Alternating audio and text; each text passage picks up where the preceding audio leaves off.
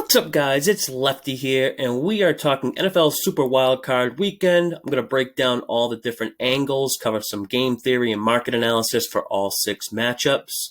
What's interesting here, every game in this wildcard round is a rematch of the regular season. Some of these games will actually be the third meeting between these teams this season. So we have some solid reference points and a lot of relatable data we can look back on to help us kind of zero in on the six games this week. But there is a catch. The sportsbooks also have this same data, which makes the betting lines extremely efficient, or in other words, extremely accurate. Makes it harder to find an edge in the playoffs. But of course, that's not going to stop us from trying. Members of the Betting Network Discord are already aware of most playoff angles and trends. One of them being the strength of schedule angle. In the wildcard round, the team who has played the tougher strength of schedule historically has been very profitable against the spread. I have the strength of schedule ranks for each team posted in the Betting Network Discord community. There's an invite link in the description of this video, but let's get right into the game breakdown.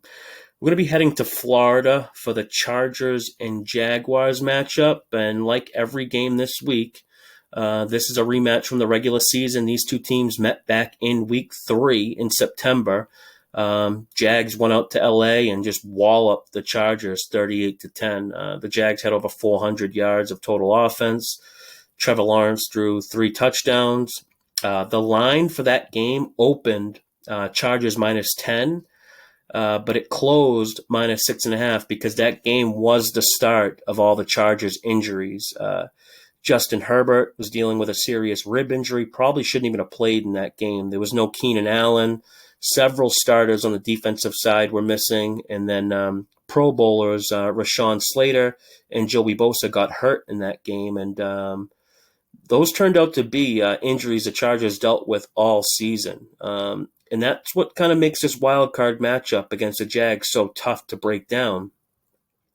When you look at these two teams and their advanced metrics from this season, such as EPA or what's called expected points added, for members of the Betting Network Discord, I'll post these charts in the Discord in the Wildcard Playoff channel with other metrics as well.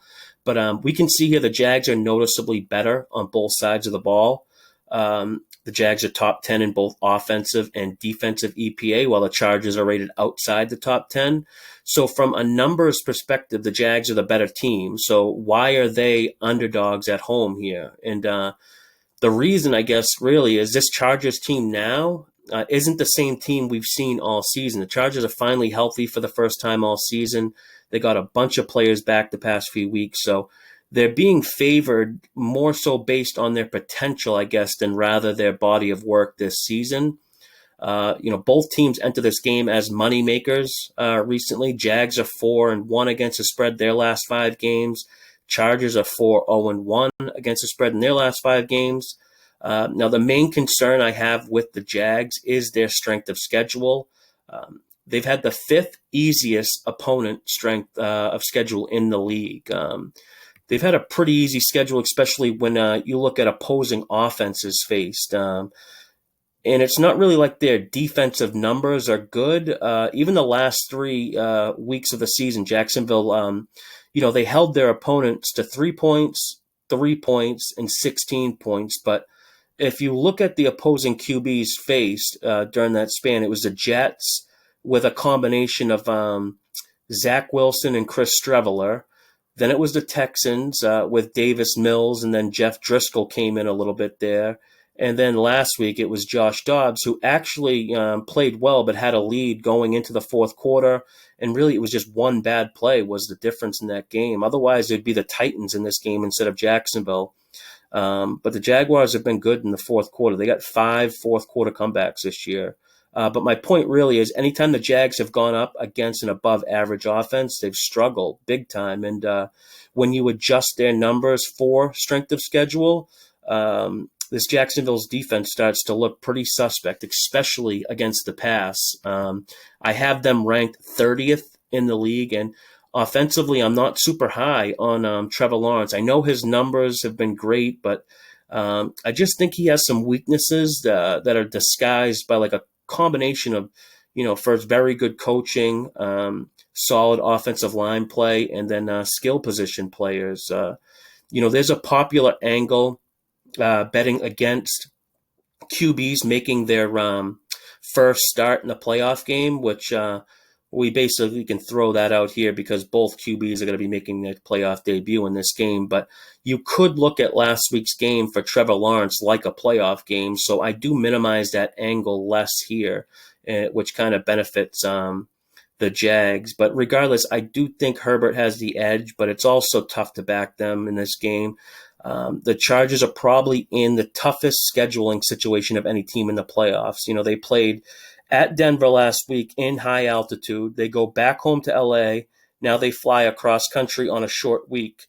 Not really an ideal spot here. Plus, I have to believe the Jags have the coaching edge here as well with Doug Peterson, who's a Super Bowl champ, against Brandon Staley, who's never coached a playoff game and, my God, made a pretty bonehead decision last week. I don't get how you play starters last week when you have the 5 seed locked up before the game even started. It's a meaningless game, and you play starters the whole game. Joey Bosa limped off the field in that game, and then I'm sure wide receiver Mike Williams left the game with a back injury, needed help walking off. But reports say they'll both play, but that's just unbelievably bad coaching there. This game here is probably the toughest game to pick a side on, in my opinion. The Jags in a teaser up through the key numbers of 3 and 7 look like my only real position here. I do lean towards the over, and it looks like the market kind of agrees there too, as this total got bet up a couple points from where the over-under first opened at. This isn't a game I'll be heavily involved in, but the beauty is here, we don't have to bet every playoff game.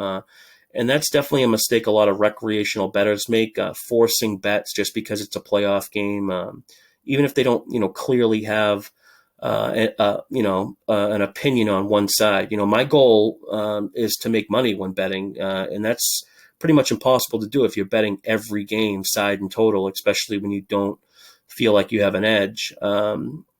Before this recording, I did bet over Austin Eckler.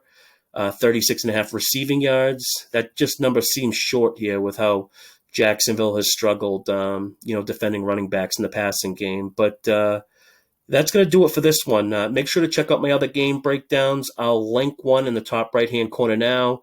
And do me a favor, subscribe to the channel, hit the notifications bell so you can be alerted when I upload. It helps me with the battle against the YouTube algorithm monster. Hope to see you guys on the next one.